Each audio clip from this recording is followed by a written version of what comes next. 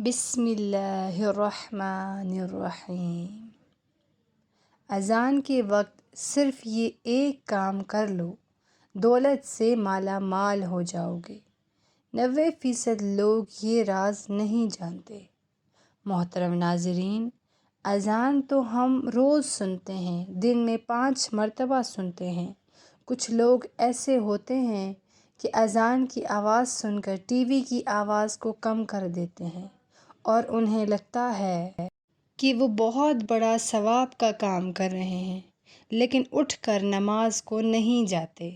بہت سے لوگ اذان ہوتے وقت اپنے آپ کو کسی کام میں مشغول رکھتے ہیں، کسی سے باتیں کر رہے ہوتے ہیں، یا پھر اذان پر دھیان نہیں دیتے، یا پھر جو کام کر رہے ہوتے ہیں اسی میں مگن رہتے ہیں۔ دوستو، اس سے آپ کی زندگی پر کیا فرق پڑتا ہے؟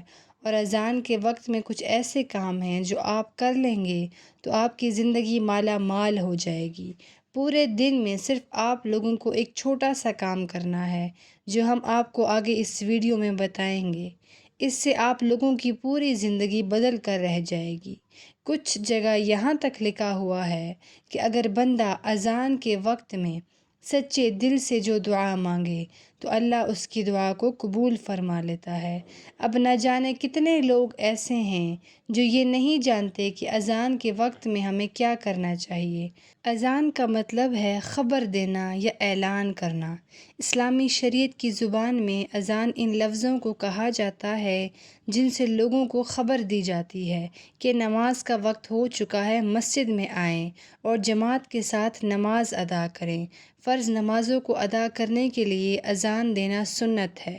حدیث پاک میں آتا ہے، حضور پاک صلی اللہ علیہ وسلم نے فرمایا، جب تم بلال کو اذان و اقامت کہتے سنا کرو تو جس طرح وہ کہتا ہے تم بھی کہو، اللہ تمہارے لیے ہر کلمے کے بدلے 1,00,000 نیکیاں لکھے گا اور 1,000 درجات بلند فرمائے گا اور 1,000 گناہ مٹا دے گا۔ اذان کو دہرانے کے کچھ اور بھی فائدے ہیں، وہ آپ لوگ دھیان سے سن لیجئے۔ محترم ناظرین، اذان کا جواب کیسے دیا جائے؟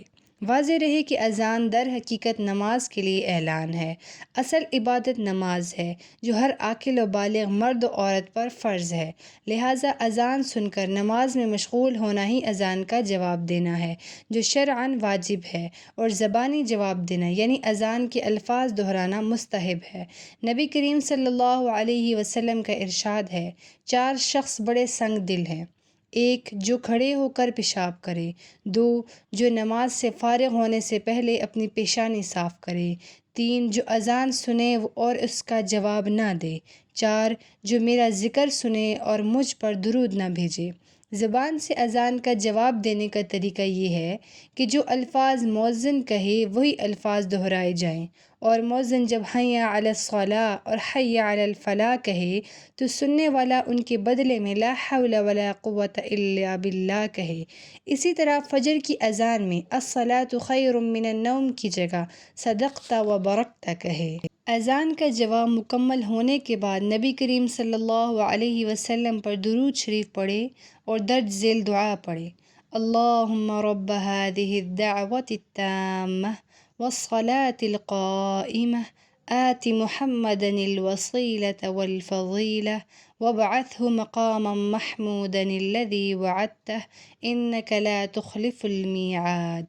حضرت جابر بن عبداللہ رضی اللہ تعالیٰ عنہ سے روایت ہے کہ نبی کریم صلی اللہ علیہ وسلم نے ارشاد فرمایا، جو شخص اذان سن کر یہ کلمات کہے گا وہ قیامت کے دن میری شفاعت کا مستحق ہوگا۔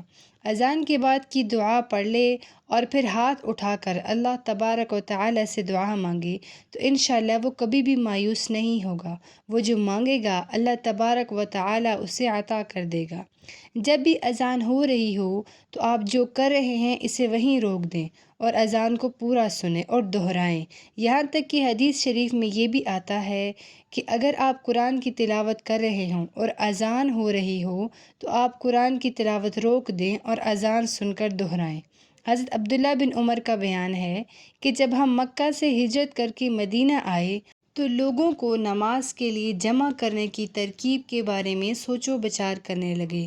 لوگوں نے اپنی الگ الگ رائے پیش کی۔ کچھ صحابہ نے رات کو خواب میں فرشتوں کی زبان کچھ ایسے الفاظ سنے جب انہوں نے اللہ کے رسول سے بیان کیا تو آقا صلی اللہ علیہ وسلم بہت خوش ہوئے اور حضرت بلال کو بلا کر فرمایا، اب نماز کے وقت تم یہی الفاظ بلند آواز سے ادا کیا کرو۔ چنانچہ وہی الفاظ قیامت تک کے لیے اذان بن گئے جو پوری دنیا میں ادا کیے جاتے ہیں۔ حضرت معاویہ رضی اللہ تعالی عنہ کا بیان ہے کہ میں نے اللہ کے رسول حضرت محمد صلی اللہ علیہ وسلم کو فرماتے ہوئے سنا ہے کہ قیامت کے دن اذان دینے والوں کی گردنیں سب سے اونچی ہوں گی۔ اس بات سے پتہ چل جائے گا کہ یہ لوگ دنیا میں اذان پڑھا کرتے تھے۔ اللہ کی طرف سے اذان پڑھنے والوں کے لیے بہت بڑا اعزاز ہوگا۔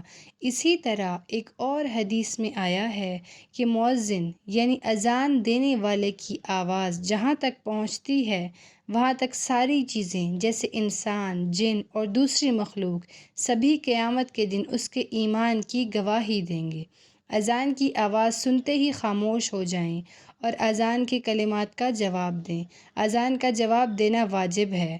اگر کئی مسجدوں سے اذان کی آواز سنائی دے تو صرف ایک ہی اذان کا جواب دینا کافی ہے۔